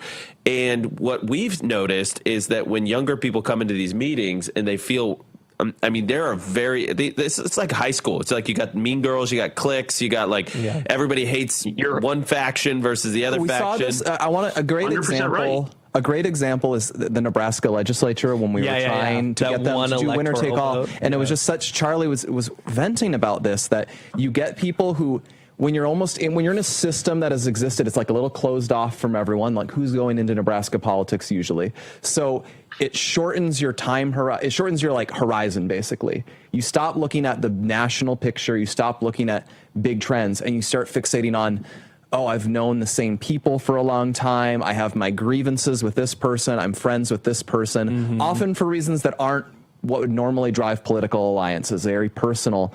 And you get really homed in on that. And that can happen at your county GOP level. I'm with this person because I feuded with this person over who was running for county commissioner. No, but it's even like who is a treasurer, or how we're gonna do tabling or signups for, the most petty stuff I've seen at the local GOP level. It's really sad. And then young people come in and they feel completely alienated. Yeah, they don't want anything to do with it because it feels like a completely different world and it feels unrelated to current events. Yeah, that's the biggest thing too that I've seen is young people. It's like you brought up the Nebraska thing. Charlie's this young guy. He comes in trying to push the winner take all narrative in Nebraska and change what has been Nebraska's, norm. We've never done it this way before. We've never done this before. And there was literally one guy. I won't forget this. Blake, do you remember this? There's one guy, and he was 70 something, and he was he had been part of the legislature there for 30 years. He's like, I'm not changing. You're just a young buck. What do you know that I don't? You don't know Nebraska. Well, and it's their little fiefdoms of power. So they don't realize how insignificant and how irrelevant sort of their little fiefdom is, but yet they're willing to sort of create a bunch of enemies and dig their heels in on the most irrelevant stuff. I also think there's a third faction of the GOP that's being born. You have the old guard and then this new guard, which the rhinos and now MAGA. And I think there's a third, which is it's very interesting. It's the new right people that just don't care anymore and they think everything's rigged and everything's fake. And they don't want to vote. They don't want to get vote. They don't want to get engaged in politics. And I think this is going to be a huge the nihilism. Yes, the nihilism. Yeah, but I see to my local area. Actually, there's somebody I know. He has two sons. They're both voting age. One refuses to vote on any election. Yeah, well, it's a huge problem. So how do we fix it? You have to. Well, listen, culture. That's a big thing. First of all, you need to make sure people have a belief that things can get better. And that your voice matters and that your vote matters. And that's a huge, huge deal. One of the reasons why we need to pass the SAVE Act, for example. We'll continue this, Anthony, on the other side. Hang right there. We'll be right back. More of the Charlie Kirk Show. Don't go anywhere.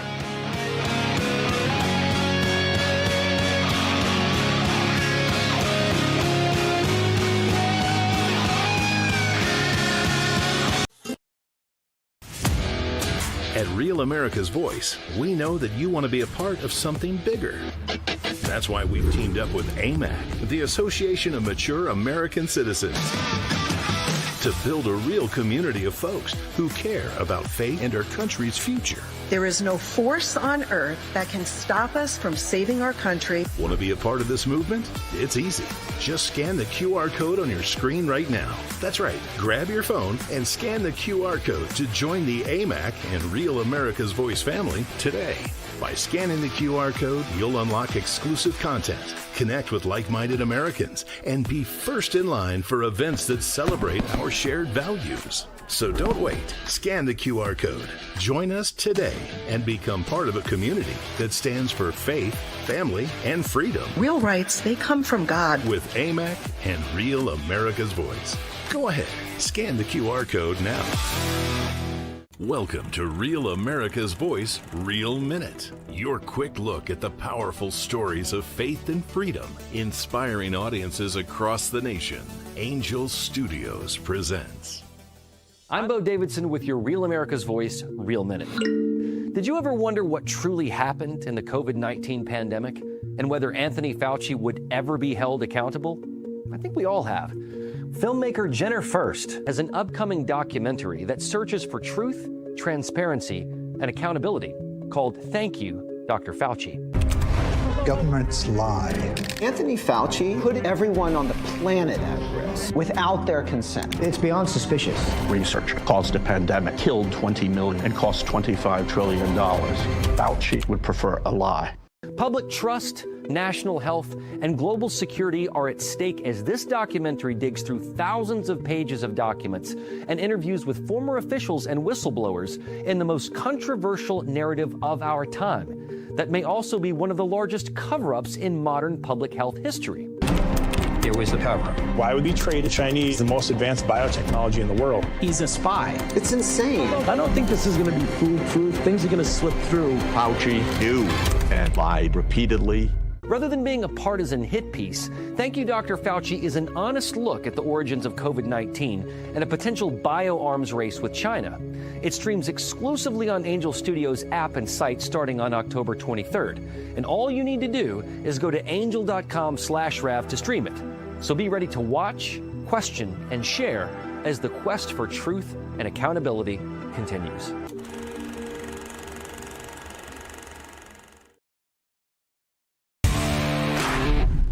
This is Giselle Chaffin. I'm from North Carolina. I'd like to let you know that Rav News is the best news. Number one news. Truth. Welcome back to this Real America's Voice news break. I'm Terrence Bates. We're keeping an eye on President Trump, who is on the ground in Fort Bragg, North Carolina right now. He and the First Lady just arrived a little while ago. Here's a live picture, guys. Let's take us to the picture of the president's arrival in the motorcade, if we still have that. Apparently, we don't have that anymore. There's the podium where the president is set to speak here momentarily. We're expecting that to happen here in short order. Real America's Voice correspondent David Zier is also on the ground in the room. David, what is the mood leading up to the president speaking? We're looking at the podium right now, and we're expecting that the president will be there quite literally at any minute. Yes, Terrence. They're introducing Melania Trump, so I'm going to step out of the shot. Here we go. All right.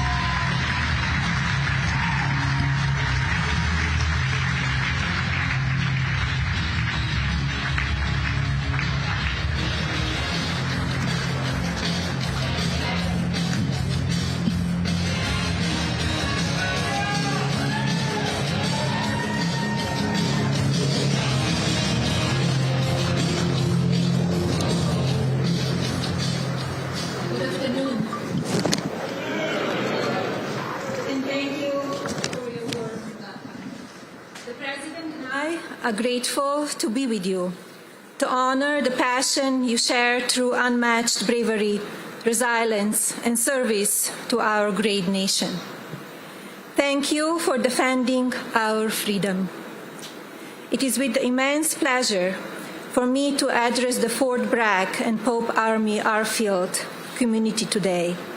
To our great armed forces of the United States stationed all over the world, I have a nostalgia-filled message. Happy Valentine's Day. Love letters have symbolized the union of patriotism and family devotion among our soldiers for 250 years. The harmony of love of country and love of family is what makes us uniquely American. It is very balanced, which strengthens our military and builds our communities. And now, it is my distinct honor to introduce your Commander-in-Chief, our leader who maintains a mission of peace through strength, President Donald J. Trump.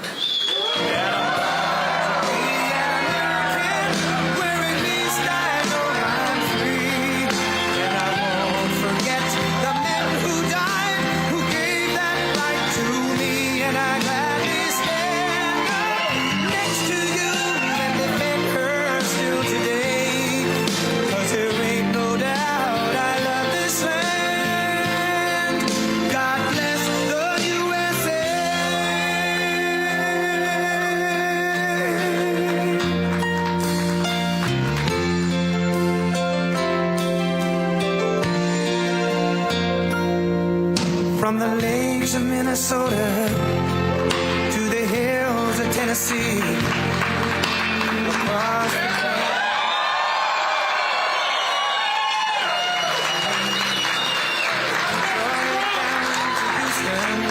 Thank you, everybody. I love that song. I must tell you, I was really referring to the song. They turned it off. That's terrible, but that's all right. Honey, thank you very much. Appreciate it. Please. So we have an amazing group of people before me, amazing, and very proud of you. Somebody said, I was just watching a little news coming down, they said, oh, it's amazing he can find the time in his busy schedule. Believe me, you're the time. My schedule's not the time. Although we do have a couple of interesting things happen. We just had fantastic reports on inflation, way down. Costs of products way down. We inherited a mess, total mess, and now it's really coming along. We have the greatest numbers that we've ever had. We're hitting all-time high stock numbers. We're hitting all-time high S&P and Dow numbers. You saw that a few days ago at the end of the first year. They said that it was going to take maybe 4 years, the end of the term, to hit 50,000 on the Dow. We did it in 1 year. And likewise, to hit 7,000 on the S&P was going to take at least 4 years, could be 5 or 6. We did it in 1 year. So, and all I know is forget about the stock market, forget about Wall Street. Your 401ks are doing very well. I don't have to ask you. Is anybody doing poorly with their 401k? If they were, you're a pretty bad investor, I'll tell you. But I want to thank Melania. Our country is truly blessed to have such a phenomenal First Lady. And now she's a movie star on top. Can you believe? She did a movie. It's the hottest thing you've ever. It's crazy. Congratulations, by the way. Very good. You know who loves that movie? The ladies. They go see it 3-4 times. That's what I heard. They go see it with the husband. The husband really likes it a lot, but the women go back and see it. But she's a great First Lady. And I'm thrilled to be back on one of the greatest and most celebrated military bases in the history of the world, Fort Bragg. We have your name back. We got your name back from the radical left. The radical left is not happy about it. It's another reason you have to vote for us, because they'll change it back to whatever it might be. This is the home of the legendary Green Berets, the home of the Sky Dragons, and the All-American 82nd Airborne. And in particular, I hear that we are joined by many exceptional soldiers from the 1st Brigade Combat Team, also known as the Devils in Baggy Pants. What's that all about? The Devils, they are devils. And you are devils, I will say. And I have no higher honor in life than to be your Commander-in-Chief. I'm so proud of you all. And so let me begin by saying a very, very big thank you to our great warriors and the men and women of the United States Army. Unbelievable. Very special thanks also to all of the incredible military families who are here today. You know, without that family, our soldiers would not be the same. It's a whole big deal. I don't think they get enough credit, but they do get credit with me. That's why I sent you 1776 a couple of weeks ago, a little while ago. We had a lot of money coming into our country from tariffs, and I said, let's send a little to our. So, they came in, they said, sir, we can do 1,775. I said, oh, that's good. They put the number. I said, if we add one more dollar, it's 1776. I said, add a dollar. Add a dollar. Did everybody get 1776? I think so, right? You think the Democrats would have done that? Forget it. But it's really because of your incredible sacrifices to keep America safe and free. There's nobody more respected than the people in this room. We're also joined by General Gregory Anderson, General Brandon Tagmeyer, Secretary Howard Lutnick, Senator Ted Budd. He's doing a fantastic job, too. Members of Congress, Mark Harris, Pat Harrigan, Brad Knott, David Rouser, Addison McDowell, and your own congressman from right here in the district, a really great guy. He's a real leader, too. Richard Hudson. Where are they? Where are they all? Look at them. They're all dressed up. They have to be nice to you because without your vote, forget it. They're out of commission, right, fellas? But what a good job. And Richard, this is your area. Congratulations. He's always bugging me for more money for Fort Bragg. I said, Richard, get off my back. And we're going to do that. They're talking about a big compound, right? And we're going to get that done. We're going to get it done for you. Now, if the Democrats get in, it's not going to happen. I guarantee you that. But we're going to get that done. That's your number one priority, I think. Richard Hudson. So you have another man who is running for the Senate, who is phenomenal. The only thing is he's not as well known. He was behind the scenes. He was the head of my 3 campaigns. I won all 3 times here by a lot. It wasn't even close. And he was responsible, along with Laura Trump. Laura is fantastic, born here and loves the area, but they work together. But Michael Whatley, if he's here, I don't know. Michael, will you come here for a second, please? He's running for the Senate. And if he gets in, you're going to be taken care of. If he doesn't get in, we're going to be stripping the military like they always do, the Democrats. This is a man who was the head of North Carolina. So he did so well that I said, who is that guy that did so well? Because when it came time to picking the head of the Republican Party, I picked him. And you saw what happened in the last election. We won in a landslide. We won every swing state, all 7 swing states. We won by millions of votes, the popular vote. The first time I won, but they say I didn't win the popular vote. I did. I won it by a lot, but they say I didn't. So every time they'd introduce Donald Trump, who didn't win the popular vote, but he, whatever. I said, I don't ever want that to happen again. But we did. We won everything. And this is a man that was in charge of this state.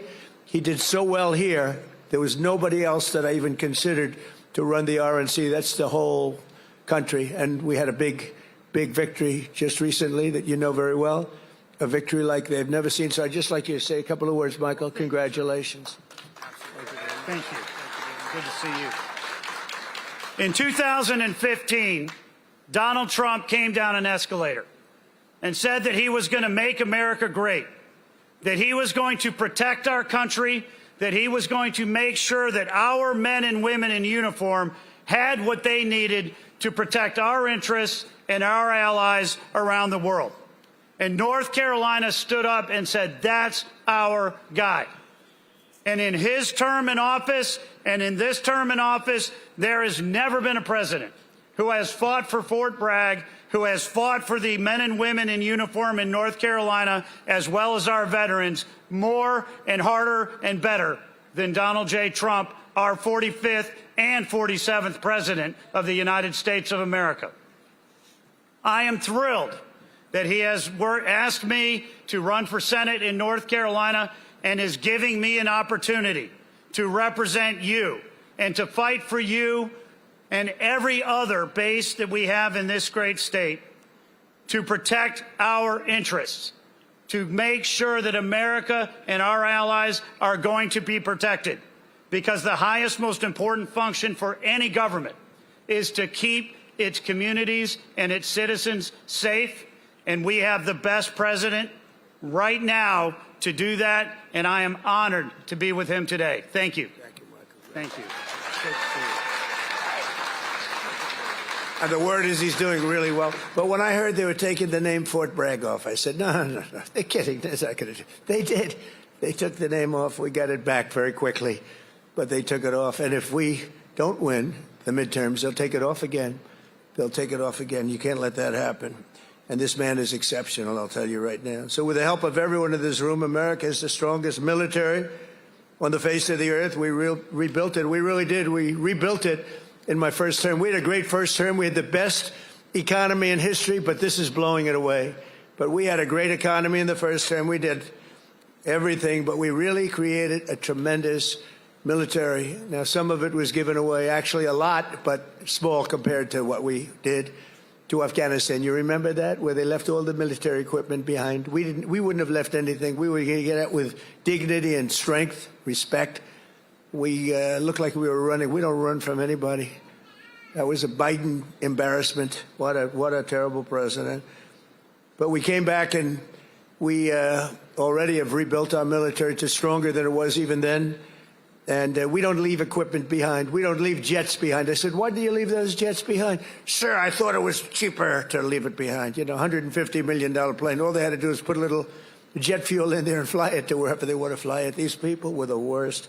We can't let it happen again. Our military, if the Democrats get in, will be severely misserved. But we rebuilt it in my first term, and now we're making it stronger and bigger and better than ever before. The recruiting is through the roof. You know that after years of recruiting shortfalls, as an example, new enlistments have soared to record highs. We had, a year and a half ago, nobody wanted to join the military. They didn't want to join the Army. You know that. It was like terrible. They didn't want to join the Army, the Navy, the Air Force, the Marines, the Coast Guard, or my beloved, how about that, Space Force. Do we like Space Force? It's turning out to be very important. But they tried to end that, and actually the military refused to allow that to happen. But you couldn't get people to join. And as soon as we won the election, that election took place on November 5th. From November 5th on, it was like a miracle. Now we have waiting lists for every branch of the military, waiting lists of people to get in. In other words, your jobs are wanted by everybody. And isn't that a better feeling? I'm looking at the smiling faces. We've got a lot of smiling faces. You should be smiling. Last year, the Navy and Air Force and Space Force all surpassed their recruiting goals by 5 months early, and the numbers are through the roof. In fact, be a very good time to expand. You know, it's a good time to expand. But the Army did even better than the others, and you shattered your annual recruitment by almost 5 months and lots of days. But more importantly, the number and the quality of recruit has never been higher. This year, the Army is beating its recruitment goal by 116%.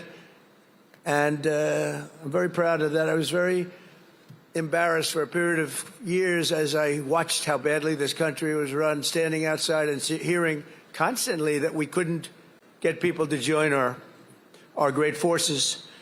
We ended the scourge of political correctness in our military. We renamed the Department of Defense to the Department of War. Think of it, we won World War I. We won everything. World War II. And everything before, during, and a little bit after, except we fought a little bit differently. We fought to be politically correct. We were a politically correct force with the presidents. But now we have a real force, and you see that with what we did in Iran with the B-2 bombers. A lot of you were involved in that. And what we did recently in Venezuela, nobody ever saw anything like that happen. A Venezuelan general who was on the site, but he moved out fast enough that he lived, because most of them didn't. But he was on the site. He said, we were totally prepared. We saw the planes coming. We saw everything coming. You know, they're a good, strong force. And he said, we got hit like nobody's. They were hit from 17 different directions. They said, there's never been anything like that. It was over in like literally a minute. Everybody was running for the hills. And that's what we have. We have the strongest military in the world by far. We have the best equipment. We have the greatest people, soldiers. We brought back merit as the sole consideration for advancement and promotion in our military. We won the Supreme Court case, shockingly in that case. It took courage to come up with that decision. It's based on merit. Now you want to get into a college, it's based on merit. It's not based on anything else. You want to get into the military, you got to have a little muscle. You got to be strong, like these people here. It's like you're like central casting. I'm looking at all these beautiful-looking people, but you have to be a certain type to do well. And we were taking anybody that wanted to get in because we wanted to be politically correct. No, it's based on merit now. You get into the military based on merit. And other places also based on merit. There might be advantages to other people in other fields. But this is all based on merit. As long as I'm president, we will be the best led, the best trained, the best equipped, the most disciplined, and the most elite fighting force the world has ever seen. That's what we've turned out to be, and everybody knows it. They all know it. Every country knows it. I speak to all of them. They know exactly what they would be up against. Hopefully we'll never have to test them. And because of our strength and because of what we do, we probably won't have to be tested. That's why this year we're investing also $1 trillion in our armed forces, most we've ever spent. And next year it's being raised. In fact, we're going to be building a number of battleships. You ever hear of battleship? You know, World War II, you saw those big ships, the Iowa, the Alabama, the Missouri, they're going there, sailing through that water like it's nothing. Those big waves are crashing into the front. The hulls are made of 7 inches of steel, not aluminum. Aluminum is fine, by the way. I don't want to hurt the industry. We're doing very well. But I'll take steel. And it's going through those waves like it's a hot knife through butter, right?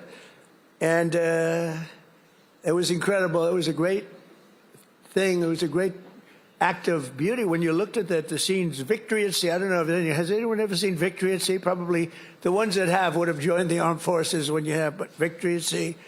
And you looked at those battleships. So now we're building 10 of them, initial order, 10. And I said, what about reinstating the old ships? We have some of them in dry dock. Some of them are museums right now, like the Iowas and Rancho Palos Verdes in California. You have a couple of them, and they're still very powerful looking to me. So I said, what about bringing them back? They said, sir, it would be no good. Why do you say that? The new battleship that we have, which I've seen and helped design, I put a little more spirit in the hull, a little more, give me a little bit more hull. I want that ship to look gorgeous, you know. Forget about stealth. They say, oh, it's stealth. They design ugly equipment for stealth. Well, we're designing great-looking equipment, also stealth. But I said, well, what about bringing them back? Sir, the new ships, the new battleships that we have almost very soon under construction will be, listen to this, 100 times more powerful than the ships that we got to see in the 1940s. Think of that, 100 times more powerful. We need that. This way nobody messes with us, right? We need it. For every service member in our military, this historic investment also includes a well-deserved, across-the-board pay raise, not including 1776. And at my request just before Christmas, we did the, and really in honor of the 250th anniversary, we did that little special payment, which everybody appreciated, and it was an honor for me to do it. As part of the one big beautiful bill that we got approved, which was amazing because it really encompasses all 4 years of the term, we'll also be investing over $1 billion to improve on-base housing, and a lot more than that at Fort Bragg. We're going to be doing, if we get the congressman's wish, we're going to be doing a lot more than that. We're also going to spend billions of dollars on improving here and around the area. We're going to make it great because the people in this area have been so incredible. The spirit they had when they changed the name of this base, the spirit, not even military people, they were so proud of that name, Bragg. They said, we have to bring it back and keep the area safe. It's a great area. In fact, I'm thinking about moving here someday. Maybe I'll move here with our great movie star. We'll move here with our first lady. We'll move to Fort Bragg. Would you like that, darling? She loves you. It's a possibility. Actually, it's not a bad idea because we love it. But we want to keep this area safe, and we can't do that without the leaders. And your ex-governor is not one of them. It would be a disaster if he got in. And one of the things that I just mentioned and saw, you saw the monster that killed an innocent young Ukrainian girl a couple of months ago, slitting her throat from behind. And this was the man, the governor, that allowed this man to get out and to do that. We don't do that. We don't do that. Everybody knew he was trouble. Many, many crimes. One of the worst pasts I've ever seen. And she sat down. She had her throat slit.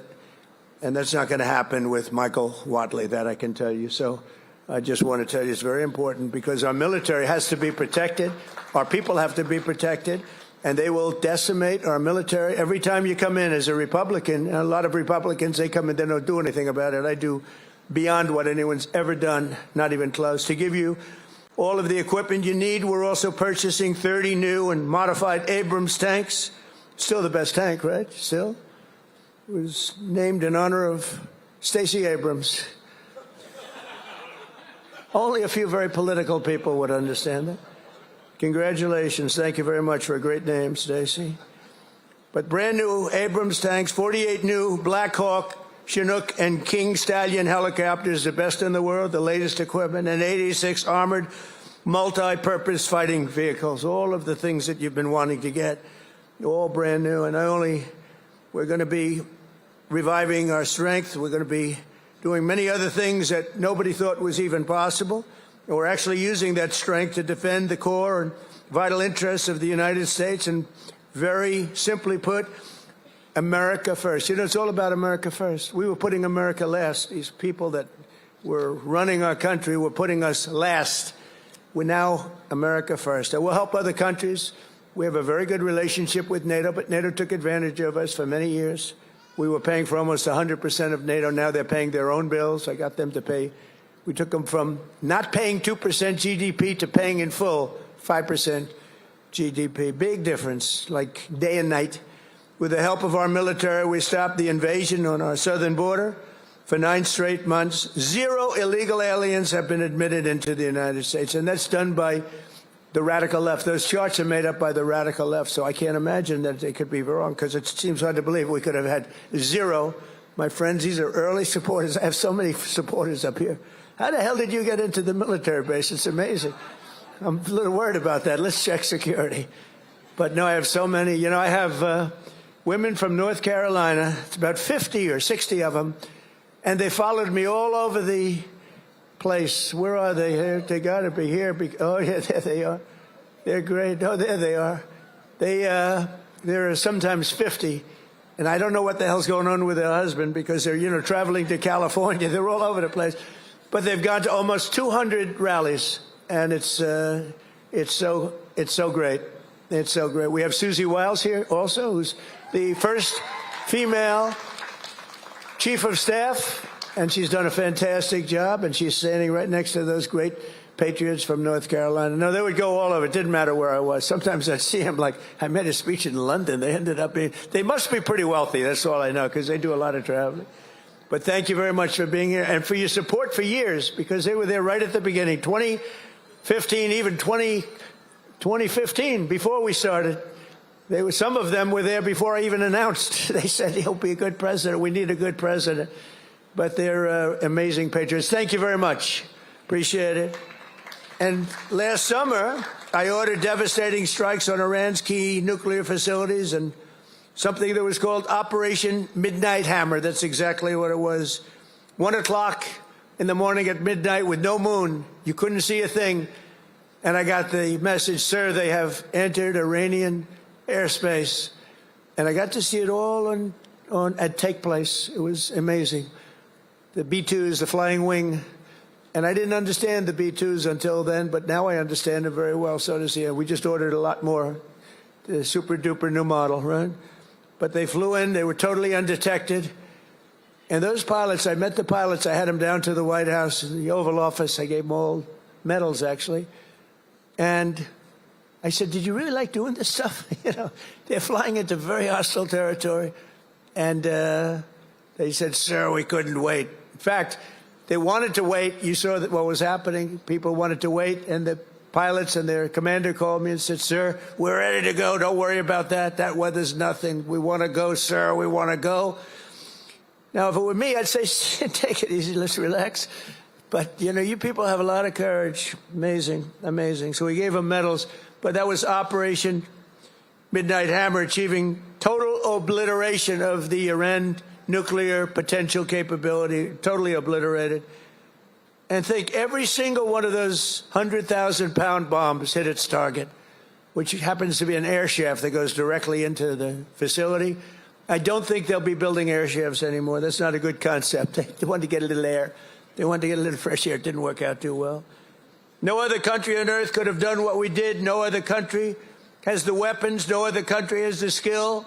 No other country has the guts.